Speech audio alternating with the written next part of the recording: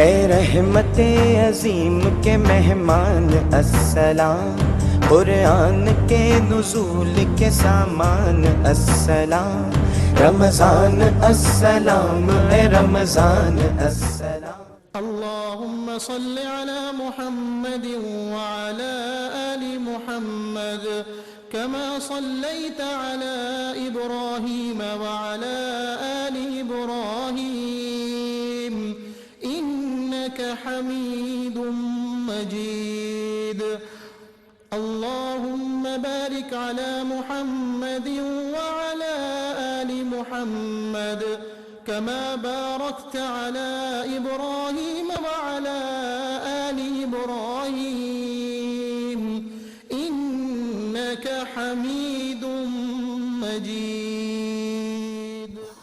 بسم اللہ الرحمن الرحیم۔ السلام علیکم۔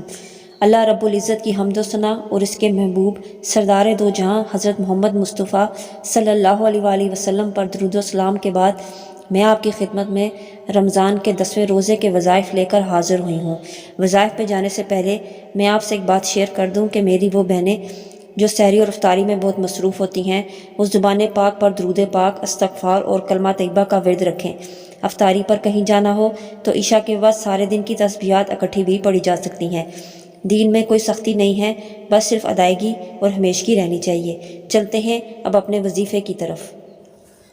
10واں روزہ، بعد نماز فجر پنجم کلمہ استغفار 70 مرتبہ پڑھیں۔ استغفر اللہ ربی من کل ذنب اذنبتہ عمدا او خطاء سرا او علانیۃ واتوب الیہ من الذنب الذی اعلم ومن الذنب الذی لا اعلم انک انت العلام الغیوب وستار العیوب وغفار الذنوب ولا حول ولا قوۃ الا باللہ العلی العظیم۔ بعد نماز ظہر دعائے کرب و پریشانی 17 مرتبہ پڑھیں۔ اللہ اللہ ربی لا اشرک بہ شیئا۔ بعد نماز عصر دعائے جمیلہ 3 مرتبہ پڑھیں۔ یہ آپ کو اسکرین پہ دعائے جمیلہ نظر آ رہی ہے، یہ آپ نے 3 مرتبہ پڑھنی ہے۔